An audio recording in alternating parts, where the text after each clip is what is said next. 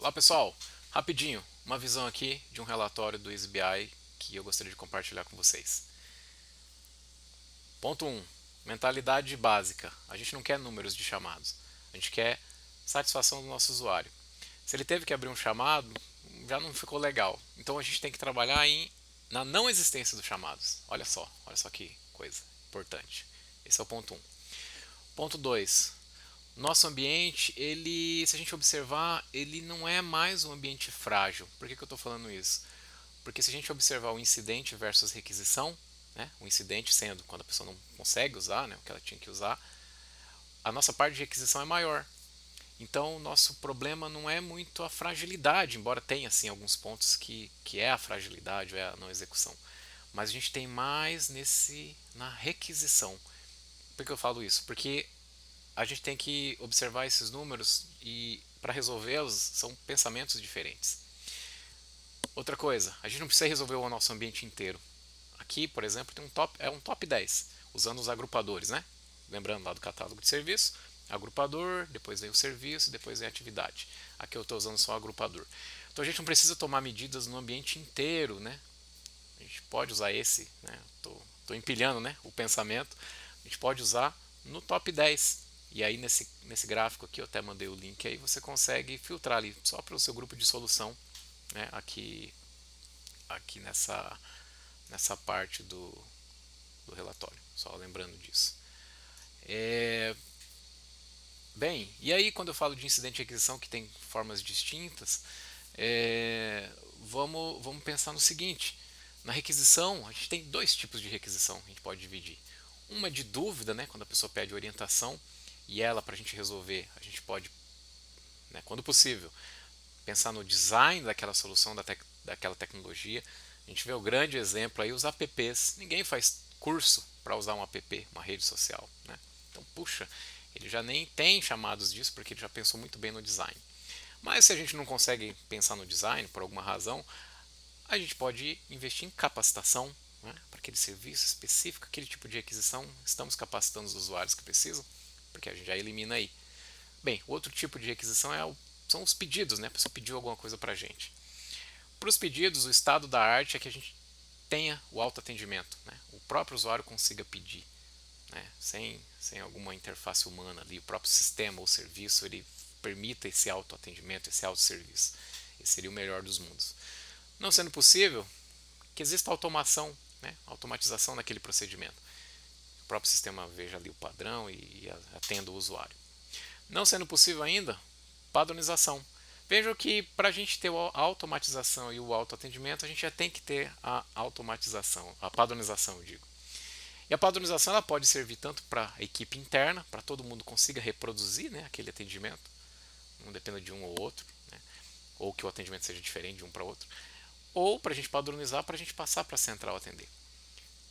Bem, aí são as formas de a gente resolver as requisições. Com relação aos incidentes, bem, aí a gente tem que retirar a fragilidade dos sistemas ou do serviço. Para isso, a gente pensa no design dele, né? Alta disponibilidade, redundância, auto reparo e por aí vai. A gente pensa em melhorar nossos processos de encontrar os bugs, de testar, de homologar, né, para ele.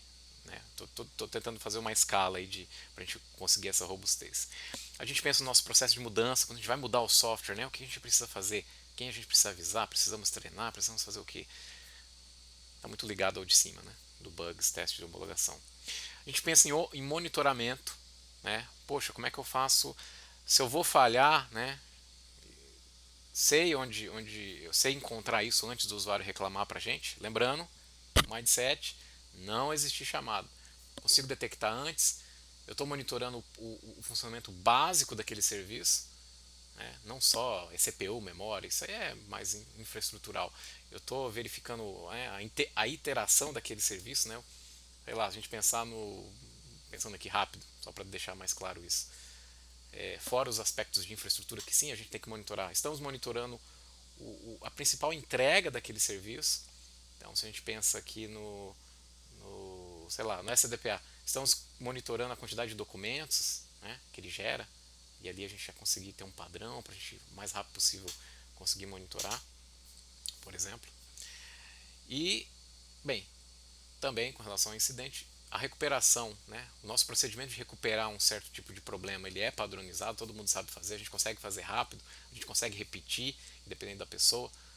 Então seria isso aí em ordem. Tentei dar uma ordem aí o ideal, né? Que é o design, até o procedimento padrão ali da equipe recuperar o incidente quando ele ocorrer. Então, a gente tentar, né, a gente subir, a gente tentar detectá-lo pelo monitoramento, a gente tentar pegar ele antes de jogar para produção com o processo de mudança, teste, homologação, que dá uma certa ordem, da mesma forma ali das medidas de requisição. Para a gente pensar diferente, sabe? Eu acho que isso é importante. Se a gente observar esse relatório, olha só que interessante. Eu sempre imaginei que o problema dos computadores, vou pegar o exemplo dos computadores, era que os computadores estão ficando velhos. Então a maior parte dos incidentes é isso. Mas não, se a gente observar, a parte de requisição é até maior. E aí, mas puxa, por que é isso, né? Por que isso ocorre? Qual que é qual que é a razão disso? Então, se a gente observar, o dos computadores, por exemplo,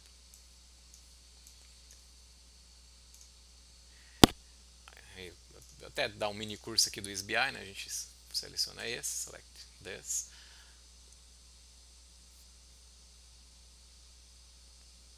Ele vai filtrar somente o computador, né? Vai mostrar os resultados somente do computador, por isso que eu estou fazendo isso. Aí agora a gente aumenta, né? Eu quero saber, puxa, mas o que é do computador? Né? Eu estou olhando o agrupador. Qual o serviço do computador? No caso, essa métrica está aqui, ó, Insight, serviço, serviço. Aí ele vai mostrar para a gente o serviço. Aí eu vou ordenar de novo aqui. Ah, olha só, o computador de mesa desktop é o maior, né? Ok. Quero entender melhor esse cara aqui. Select this.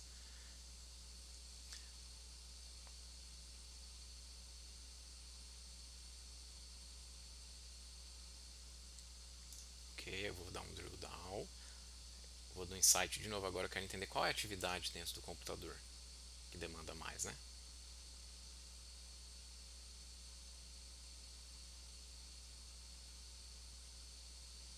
Lembrando que aqui eu estou fazendo para toda a TI, mas você pode filtrar só pelo seu grupo de solução para encontrar, né, ter essas visões ou esses achados, né, da forma que eu estou explicando. Olha só, aí eu vou ordenar.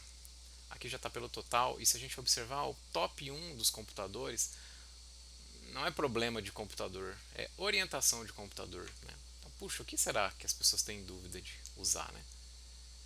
Então, olha só que curioso, hein? Então, é isso que eu queria passar. Essas visões, essas ideias de como resolver cada tipo, incidente e resolução, essa mentalidade de que o nosso objetivo tem que ser a não existência do chamado e as formas de a gente pensar e resolver, e como usar aqui o EasyBI para trazer essa orientação do que seriam as principais ações que a gente não precisa fazer. Ah, não, agora eu preciso resolver o ambiente inteiro. Não, começa no top 1 e a gente vai, com isso, enxugando a nossa operação e sobrando mais tempo para inovação. Acho que esse tem que ser o nosso norte. Legal? Valeu, galera.